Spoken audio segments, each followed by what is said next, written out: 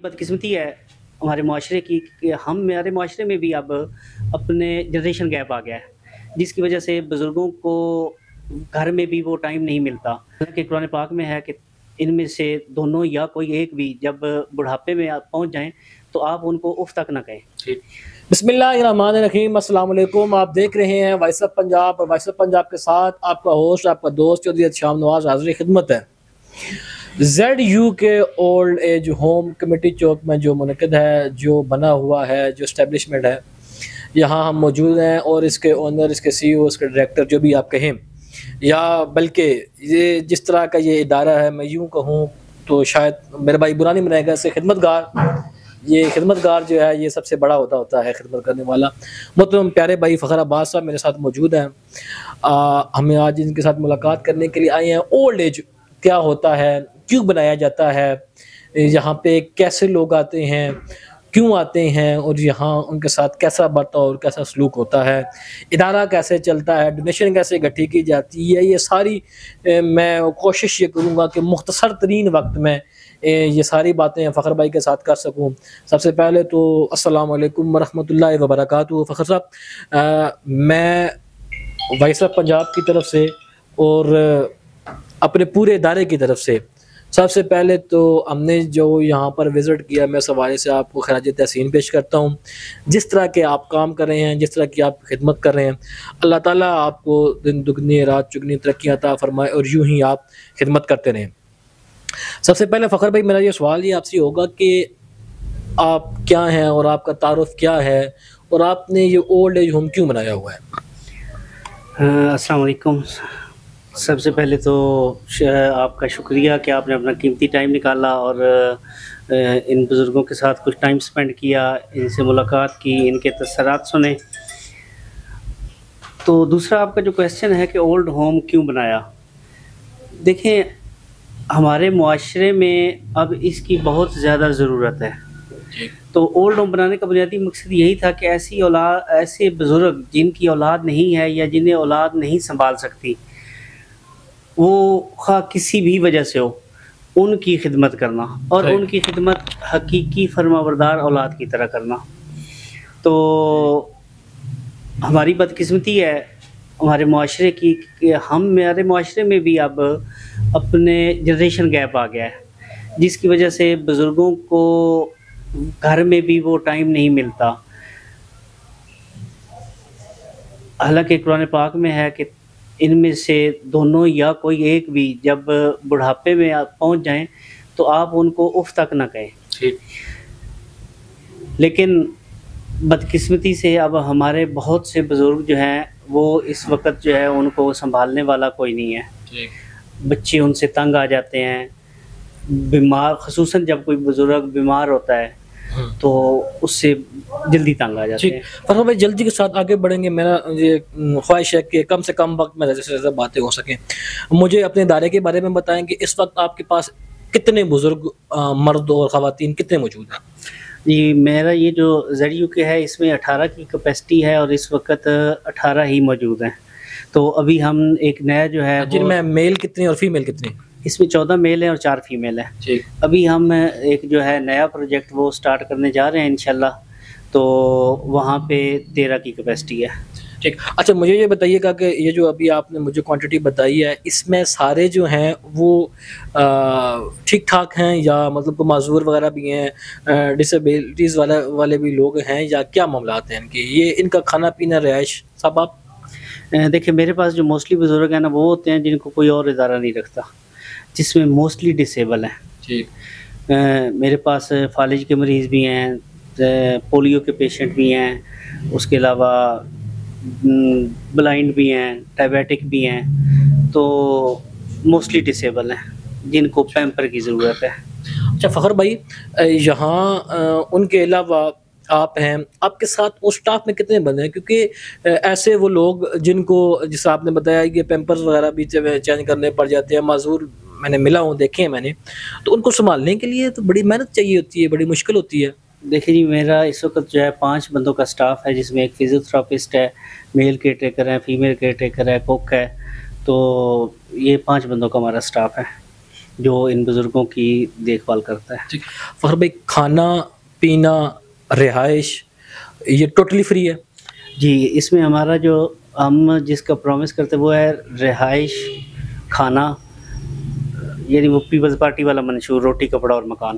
جی تو علاج کا ہم وعدہ نہیں کرتے، لیکن جہاں تک ممکن ہوتا ہے وہ کرتے ضرور ہیں۔ ٹھیک ہے، ابھی جو ایک شخص سے میں نے ملاقات کی ہے، ان کا جو کوئی گھٹنے کا وہ ٹانگ کا کوئی پروسیجر وغیرہ چل رہا ہے، تو وہ علاج معالجہ کی سہولیات جتنا ممکن ہو سکے آپ کرتے ہیں۔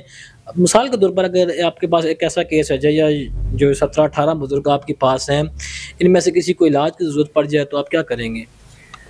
جہاں تک ممکن ہو وہ کرتے ضرور ہیں۔ وعدہ اس لیے نہیں کرتے کہ دیکھیں پاکستان میں علاج 5,000 کا بھی ہے اور 5 کروڑ کا بھی ہے، ٹھیک ہے؟ تو جہاں تک ہماری کیپیسٹی ہے، جہاں تک ممکن ہو، جہاں تک آپ اپنے والدین کے لیے کر سکتے ہیں نا، اتنا ہم ضرور کرتے ہیں۔ اب جیسے شاہ جی ہیں، تو جب وہ آئے تھے تو ان کی 60% ہڈیاں جو تھی وہ دونوں ٹانگوں کی وہ فارغ ہو چکی تھیں، تو ہم نے ان کا ڈاکٹر فرید اللہ خان زمری صاحب سے آپریٹ کروایا۔ الحمدللہ انہوں نے وہ ٹوٹلی فری آف کاسٹ کیا، ٹھیک ہے؟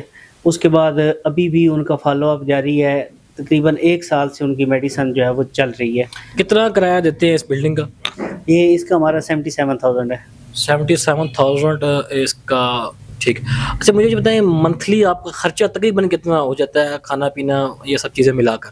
منتھلی تقریباً 4 لاکھ روپے خرچہ ہے۔ 4 لاکھ روپے آپ ڈونیشن اکٹھی کرتے ہیں پھر؟ دیکھیں یہ ہم آپس میں جو دوست احباب ہیں وہ مل کے کرتے ہیں، کوئی آ کے دے جائے اسے انکار نہیں کرتے، لیکن موسٹلی جو ہے کیونکہ ہم اس کی زیادہ ایڈورٹائز نہیں کرتے، نہ ہم نے کوئی اس کے لیے کبھی ڈونیشن کمپین کی ہے، لیکن یہ ہے کہ اپنے جو دوست احباب ہیں، اپنا جو حلقہ ہے وہ، اور خصوصاً جی جو یونیورسٹی کے بچے آتے ہیں وہ مل جل کے آپس میں۔ آپ کو نہیں لگتا کہ 4 لاکھ روپے کا خرچہ، 4 لاکھ بڑی رقم ہے اس موجودہ مہنگائی کے دور میں، تو آپ کو نہیں لگتا کہ آپ کو یہ جب آپ میرے جیسے اور دوستوں صحافیوں کے ساتھ یا مختلف چینل میں بیٹھتے ہیں، آپ اپیل کیوں نہیں کرتے مخیر حضرات سے؟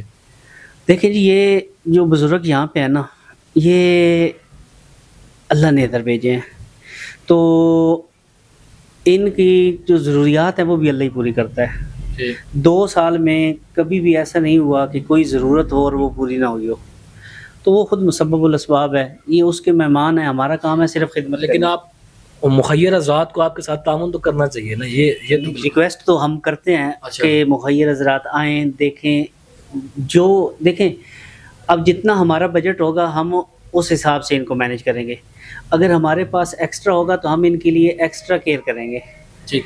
اچھا اب مجھے یہ بتا دیجیے گا کہ ہمارے دیکھنے والے جو ناظرین ہیں، ویوز ہیں، ان کے لیے کہ اگر کوئی آپ کے ساتھ تعاون کرنا چاہے مالی یا کسی بھی صورت میں، تو وہ کیسے کر سکتا ہے؟ دیکھیں وہ آئے، وزٹ کرے، ان بزرگوں سے ملے، ہمارے سے ملے، جو ضروریات ہوتی ہیں وہ ہم ان کو بتائیں گے، وہ بے شک وہ ضرورت پوری کر دیں یا کیش کی صورت میں کر دیں، وہ اب ان پہ ڈیپینڈ کرتا ہے۔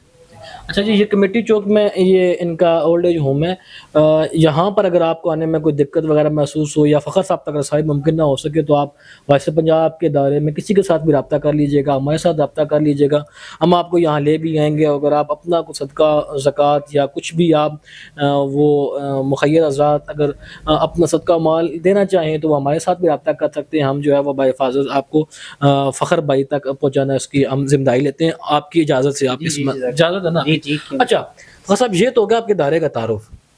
اب ایک بڑا سوال ہے میرے ذہن میں ہے، میں نے ایک علامہ صاحب کی تقریر سنی، میں نام نہیں لوں گا، کہتے ہیں کہ عبد الستار خان نیدی صاحب پہ تنقید کر رہے تھے، کہہ رہے تھے کہ انہوں نے کہا تھا ٹھیک ہے بچے پیدا کرو اور آ کے میرے پاس چھوڑ دو، تو وہ یہ تنقید کر رہا کرتے تھے کہ جو ایدی صاحب جو کام کر رہے ہیں وہ نہیں کرنا چاہیے، اس سے لوگوں کو موقع مل جاتا ہے گناہ کرنے کا۔